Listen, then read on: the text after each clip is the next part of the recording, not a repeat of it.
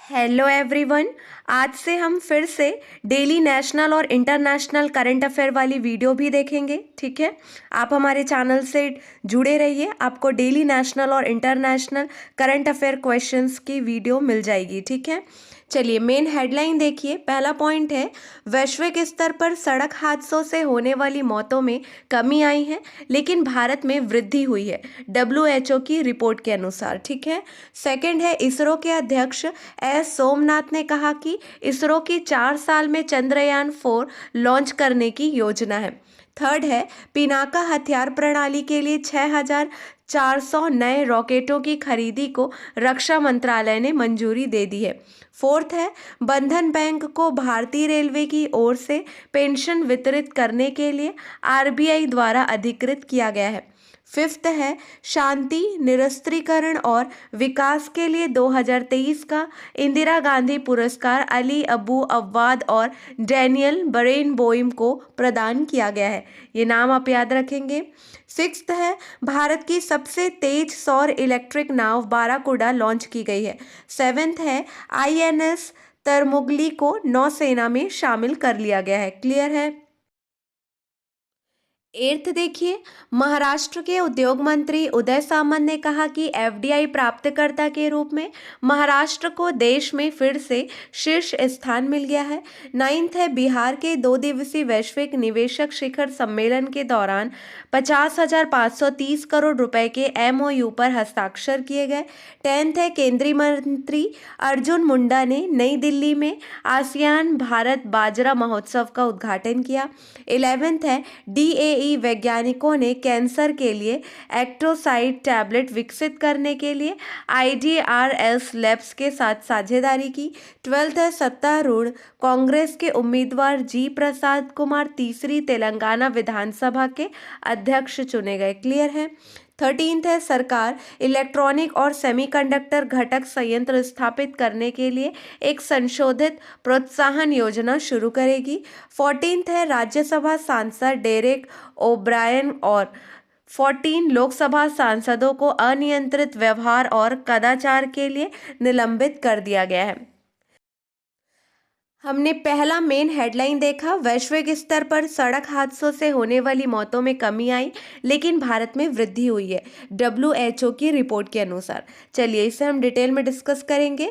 2010 और 2021 के बीच दुनिया भर में सड़क यातायात से होने वाली मौतें 5% कम होकर 1.19 मिलियन हो गई है।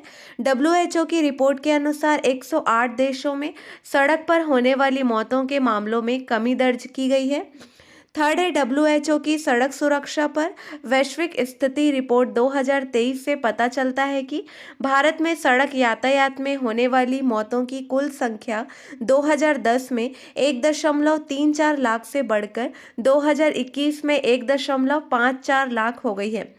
नेक्स्ट है, 10 देशों में सड़क हादसों से होने वाली मौतों में 50% से अधिक की कमी आई है।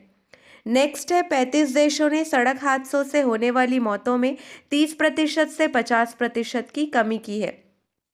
2019 में सड़क यातायात दुर्घटना 5 से 29 वर्ष की आयु के बच्चों और युवाओं की मृत्यु का प्रमुख कारण थी। 2/3 मौतें कामकाजी उम्र के लोगों में हुई थी।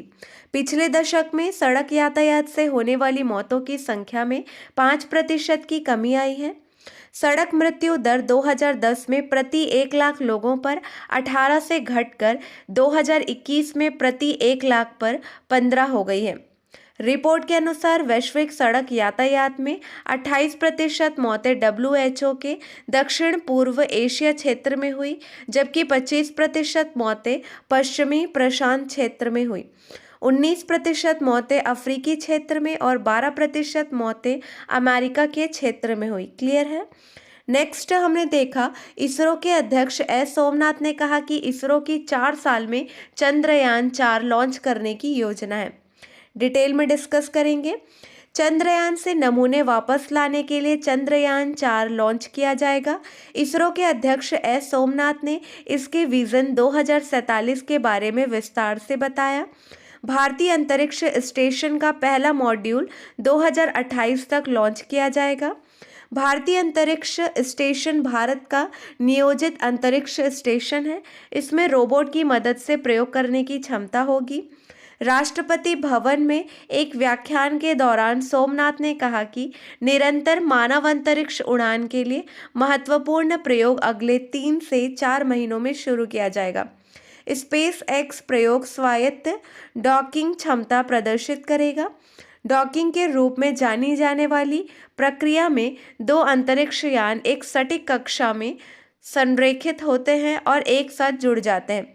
इसरो ने दिखाया है कि चंद्रमा से पृथ्वी की कक्षा में किसी अंतरिक्ष यान को वापस लाने के लिए प्रोपल्शन मॉड्यूल से बचे हुए ईंधन का उपयोग कैसे किया जाए।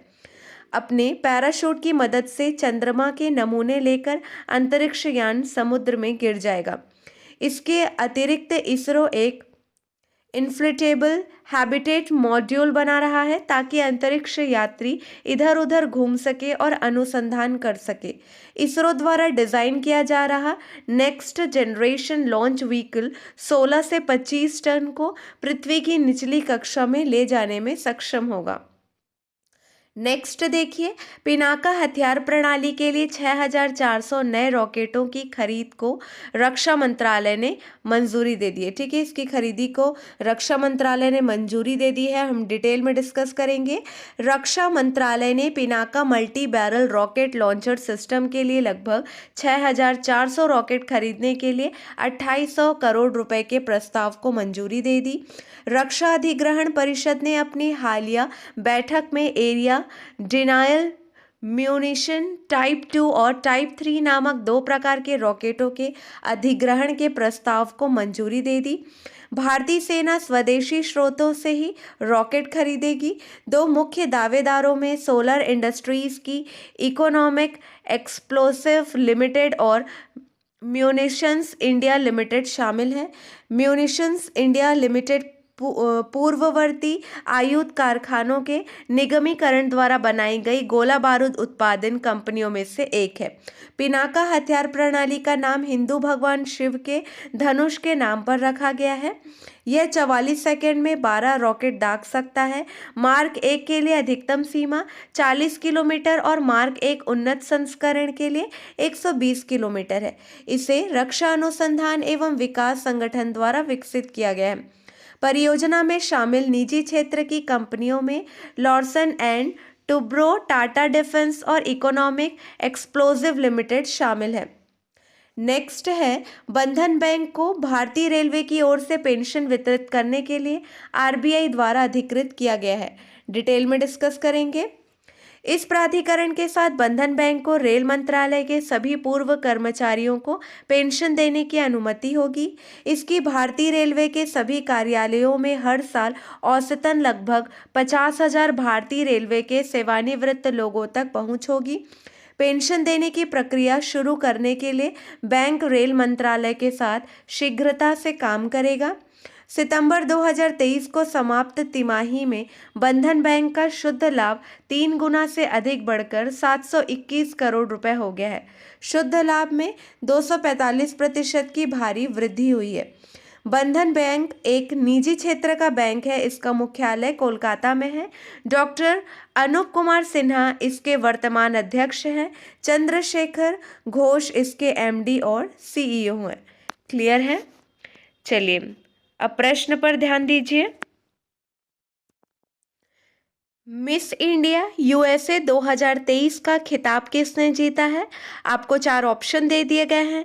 इनमें से सही जवाब है रिजुल मैनी, ऑप्शन बी करेक्ट है। क्लियर है? चलिए आज के लिए बस इतना ही। अगले वीडियो में मिलेंगे नए प्रश्नों के साथ। Keep watching and keep learning.